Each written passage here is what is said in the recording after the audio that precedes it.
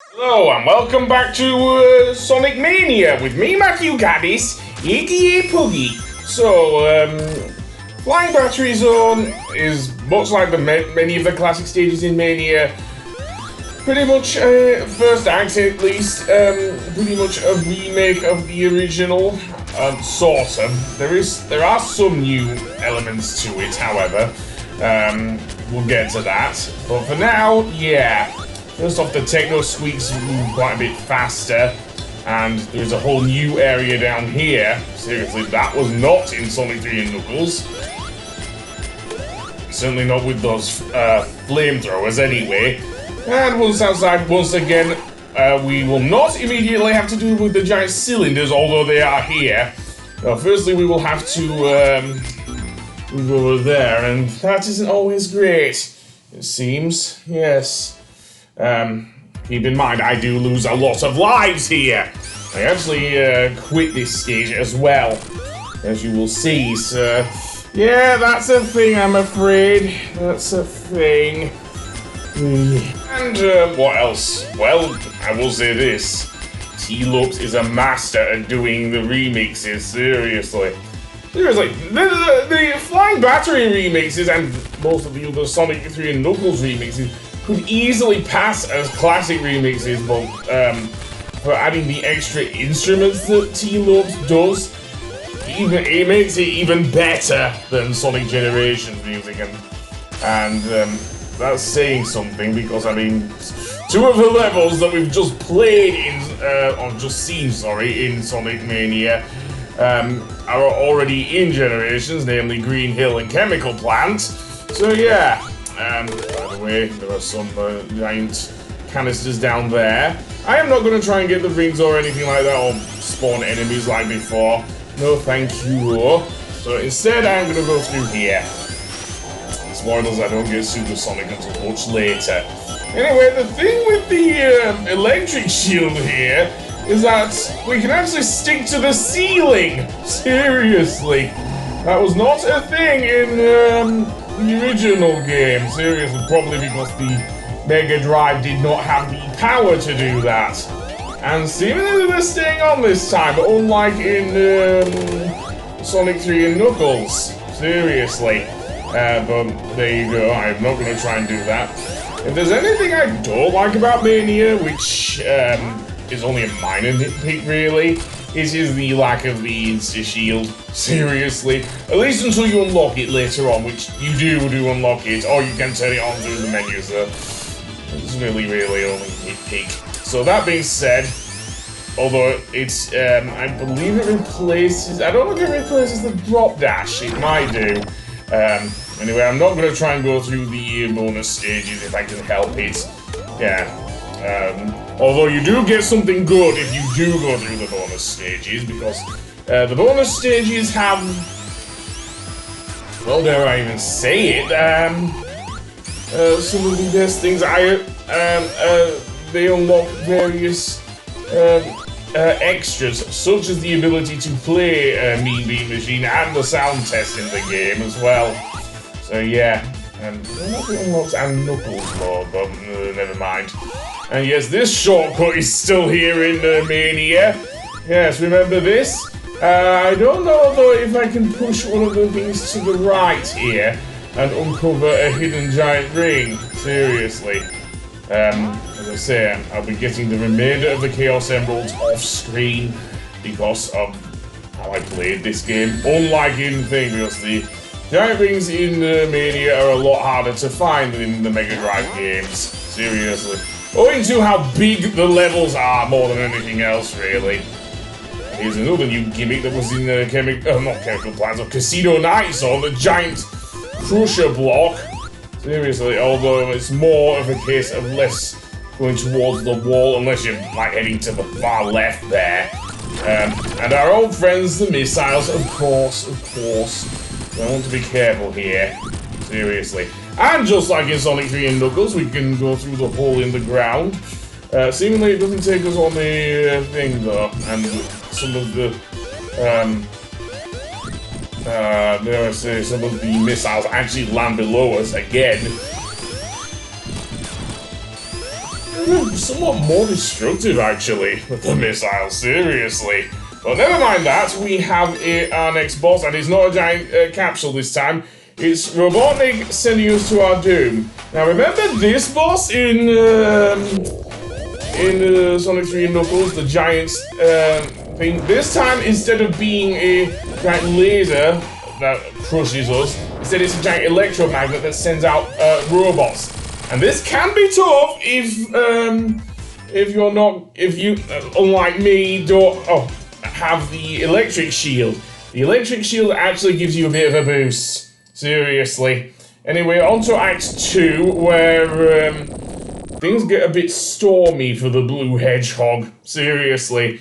I'm not even kidding. Although it doesn't start off that way, so yeah. Seriously, you can even see some of the capsules in the background, seriously. That's the biggest change. And the sky. That will change, as I say. It turns dark and stormy and everything else. The other thing of note is the fact that the other thing is that we now run into the, I don't know if I say these enemies are from, I think they're from, wacky workbench, but the gimmick is the electric fields, as we'll see as we go on, seriously. But let's go up anyway. You can even see the stormy weather in the background. It's insane how stormy it does get here, but there you go. Seriously, this was not a thing in Sonic 3 and Knuckles either. Another thing you can do with this gimmick is actually blow up the mines. Seriously, that is a thing here. But only when they're not electrified, as far as I know. So, yeah. And, throw you, blah, blah. And actually destroy the enemies there. They are the, I don't know, the mole enemies from Mushroom Hill Zone. Seriously. No, I'm confusing myself now. Anyway, I do not want to take the lower route because there's nothing below there. And our old friends, the Cluckers from,